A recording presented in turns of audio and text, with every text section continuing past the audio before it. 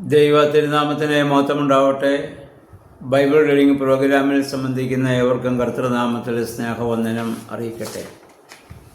ആവർത്തന പുസ്തകം 18-ാം അധ്യായമാണ് നമ്മളിന്ന് വായിക്കുന്നത്. 18-ാം അധ്യായത്തിൻ്റെ 1 മുതൽ 8 വരെയുള്ള വാക്യങ്ങളിൽ ലേവിയ ഗോത്രത്തിനുള്ള അവകാശത്തെക്കുറിച്ച് നമ്മൾ വായിക്കുന്നു. ഇതിനു മുൻപ് പല പ്രാവശ്യം ഇത് പറഞ്ഞെങ്കിലും മോശെ ഒരിക്കൽ കൂടി ഇസ്രായേൽ ജനത്തെ ഓർപ്പിക്കുന്നതാണല്ലോ ആവർത്തനം എന്ന് പറയുന്നത്. അവർക്ക് ഈ ഭൂമിയിൽ വസ്തുക്കളിൽ അവകാശമില്ല. ഇവിടെ പറയുന്ന അവരുടെ അവകാശം യഹോവയായ ദൈവമാണ്. അതുകൊണ്ട് ദൈവത്തിന് സമർപ്പിക്കുന്നത് ഭക്ഷിച്ച് വേണം അവർ ജീവിക്കുവാൻ.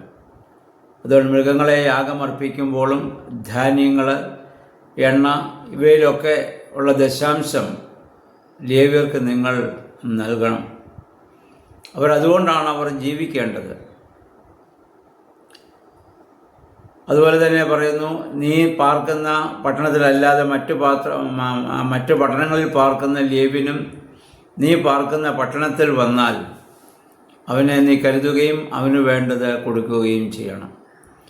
യഹോവയ്ക്ക് വേണ്ടി ദൈവനാമത്തിൽ ശുശ്രൂഷ ചെയ്യുന്നവരെ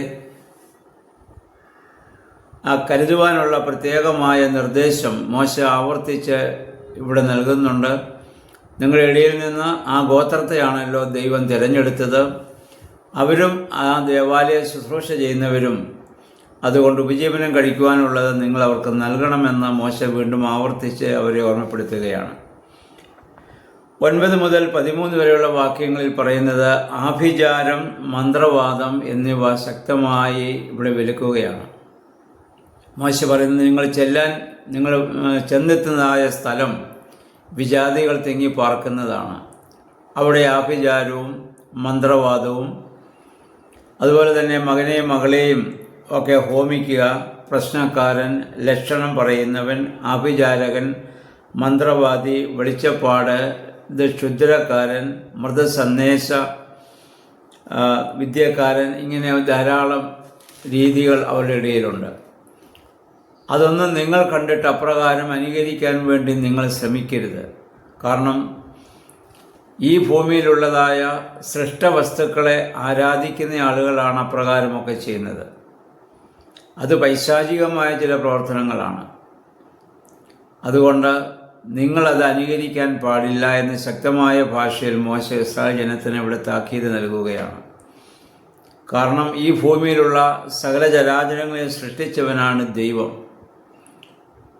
സൂര്യൻ, ചന്ദ്രൻ എന്നിവയുടെയൊക്കെ ചലനമനുസരിച്ചാണ് പലരും ഇങ്ങനെയുള്ള പ്രശ്നങ്ങളൊക്കെ പഴയ കാലങ്ങളിൽ പറഞ്ഞു വന്നും അങ്ങനെയുള്ള ആളുകളുണ്ട്. സൂര്യനെയും ചന്ദ്രനെയും നക്ഷത്രങ്ങളെയും പ്രപഞ്ചത്തെ മുഴുവൻ സൃഷ്ടിച്ച ദൈവത്തെയാണ് നമ്മൾ ആരാധിക്കുന്നത്. ദൈവം പറയുന്നു, എന്നെ അല്ലാതെ മറ്റൊന്നിനെ നിങ്ങൾ ഭയപ്പെടേണ്ട ആവശ്യമില്ല. അതുകൊണ്ട് ആ ദൈവത്തിന് പൂർണ്ണമായി സമർപ്പിച്ച് ജീവിക്കാൻ നമുക്കിടയായി തീരണം. ആധുനിക കാലത്തും ഇങ്ങനെയുള്ളവരെ കാണാൻ സാധിക്കുന്നുണ്ട്. അതുകൊണ്ട് ദൈവം മോശം പറയുന്നു, ദൈവം എഴുന്നേൽപ്പിക്കുന്ന പ്രവാചകൻ്റെ വാക്കുകൾ നിങ്ങൾ കേൾക്കണം. അതാണ് ദൈവത്തിൻ്റെ വാക്കുകൾ എന്ന് പറയുന്നു. പിന്നെ അതിന് 18 മുതൽ 20 വരെയുള്ള വാക്യങ്ങളിൽ ദൈവം അരുളി ചെയ്യാത്ത കാര്യം ദൈവനാമത്തിൽ പ്രവചിക്കുന്നവരെ കുറിച്ച് ഇവിടെ താക്കീത് ഇവിടെ നൽകുന്നുണ്ട്. ഇന്ന് പുതിയ നിയമത്തിൽ ക്രൈസ്തവ ലോകത്ത് ഇങ്ങനെയുള്ളവരെ ധാരാളം പേരെ നമുക്ക് കാണാം. ദൈവം എന്നോട് പറഞ്ഞു എന്ന് പറഞ്ഞുകൊണ്ട്, കഴിഞ്ഞ രാത്രി ദൈവം എന്നോട് സംസാരിച്ചു എന്ന് പറഞ്ഞുകൊണ്ട് വെറുതെ ഇങ്ങനെ ഒരുപാട് കള്ളപ്രവചനങ്ങൾ നടത്തുന്ന ധാരാളം കള്ളപ്രവാചകന്മാരെ നമുക്കിന്ന് കാണാൻ സാധിക്കുന്നുണ്ട്. അവർ പറയുന്ന വാക്കുകൾക്ക്, അവർക്ക് അവരുടേതായ തനതായ വാക്കുകൾക്ക് ആധികാരികത കിട്ടാൻ വേണ്ടി ദൈവനാമത്തെ എടുത്ത് ഉപയോഗിക്കുന്നു. ദൈവനാമം വൃഥാ എടുക്കരുത് എന്നുള്ള ദൈവികമായ കൽപ്പനയുടെ പരസ്യമായ ലംഘനമാണ് അവർ നടത്തിക്കൊണ്ടിരിക്കുന്നത്. ദൈവത്തിൻ്റെ നാമം പറഞ്ഞാൽ എല്ലാവരും അത് വിശ്വസിക്കുകയും അത് ഭയപ്പെടുകയും ചെയ്യും. അങ്ങനെ മനുഷ്യനെ ഭയപ്പെടുത്തി അവർക്ക് ധനസമ്പാദനത്തിനു വേണ്ടിയും അംഗീകാരത്തിനു വേണ്ടിയും പല ആളുകളും അങ്ങനെ പ്രവചനങ്ങൾ എന്ന് പറഞ്ഞ് ഇത് പറയുന്നുണ്ട്. അങ്ങനെയുള്ളവരെ നമ്മൾ ഒരിക്കലും അനുകരിക്കാൻ പാടില്ല. ദൈവം പറഞ്ഞിട്ടുണ്ടെങ്കിൽ 100% അങ്ങനെ സംഭവിക്കും. അപ്പോൾ കള്ളപ്രവാചകന്മാരെ തിരിച്ചറിയാനുള്ള മാർഗവും ഇവിടെ പറയുന്നുണ്ട്. ഒരു പ്രവാചകൻ എന്തെങ്കിലും പ്രവചിച്ചത് സംഭവിക്കുന്നില്ല എങ്കിൽ നിങ്ങൾ അവനെ തിരിച്ചറിയണം, കള്ളപ്രവാചകനാണ്. കാരണം ദൈവം പറഞ്ഞിട്ടുണ്ടെങ്കിൽ അത് 100% അപ്രകാരം തന്നെ സംഭവിക്കും. അതിൽ 1% പോലും മാറ്റം സംഭവിക്കുകയില്ല. ഒരുവൻ ഒരു കാര്യം പ്രവചിച്ചാൽ സംഭവിക്കാതിരുന്നാൽ നിങ്ങൾ അവനെ സൂക്ഷിക്കുക, പിന്നെ അവൻ്റെ വാക്കുകൾ നിങ്ങൾ കേൾക്കാൻ പാടില്ല എന്നുള്ളതാണ്. പക്ഷേ മനുഷ്യൻ എപ്പോഴും ഇങ്ങനെയുള്ളത് കേൾക്കാനാണ് മനുഷ്യൻ ആഗ്രഹം. അത് നമ്മൾ മനസ്സിലാക്കണം. യഹോവയായ ദൈവം പഴയ നിയമകാലത്തും പുതിയ നിയമകാലത്തും ഇതൊക്കെ വിലക്കിയിട്ടുള്ളതാണ്. കള്ളപ്രവാചകന്മാരെ ദൈവം അറിഞ്ഞിട്ടില്ല. ദൈവത്തിൻ്റെ നാമം അവർ വൃഥാ എടുത്ത് അവരുടെ കാര്യസാധ്യത്തിനു വേണ്ടി അവർ ആ ദൈവനാമം ഉപയോഗിക്കുകയാണ്. അപ്പോൾ അതുകൊണ്ട് അങ്ങനെയുള്ളവരെ നിങ്ങൾ പ്രത്യേകമായിട്ട് നിങ്ങളെ ശ്രദ്ധിക്കുകയും, ഇവിടെ മോശ മുഖാന്തരം പറയുന്ന അങ്ങനെയുള്ളവരെ വധിച്ചു കളയണമെന്നാണ്. അവർ ജീവിച്ചിരിക്കാൻ പാടില്ലാത്തവരാണ്.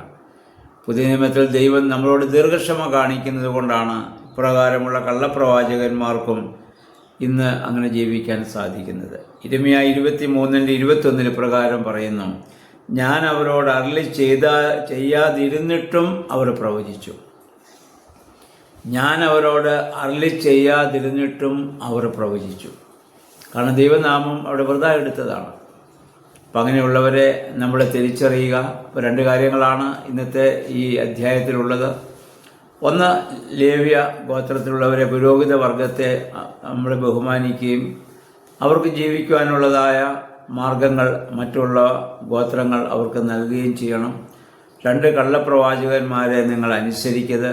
3, പഴയ നിയമകാലത്തെ ജാതിയുടെ ഇടയിലുള്ള ആഭിചാരം, മന്ത്രവാദം, അങ്ങനെയുള്ള കാര്യങ്ങൾ നിങ്ങൾ അനുകരിക്കരുത്. സത്യദൈവമായ യഹോവയിൽ മാത്രം ആശ്രയിച്ച, ദൈവത്തിൽ മാത്രം വിശ്വസിച്ച് അവൻ്റെ വാക്കുകളിൽ മാത്രം നമ്മൾ ശ്രദ്ധ ചെലുത്തുക. ദൈവം എഴുന്നേൽപ്പിക്കുന്ന പ്രവാചകന്മാരെ അവരുടെ ജീവിതം കൊണ്ടും അവരുടെ പ്രവൃത്തി കൊണ്ടും നമുക്ക് തിരിച്ചറിയാൻ പറ്റും. അവരെ മാത്രം നമ്മൾ കേൾക്കുക. അപ്രകാരം ഈ വ്യാജവും സത്യവും തമ്മിലുള്ള ഒരു തിരിച്ചറിയാനുള്ള കഴിവും ശക്തിയും ദൈവമേ, പരിശുദ്ധാത്മാവേ നമുക്ക് നൽകണമേ എന്ന് നമുക്ക് പ്രാർത്ഥിക്കാം.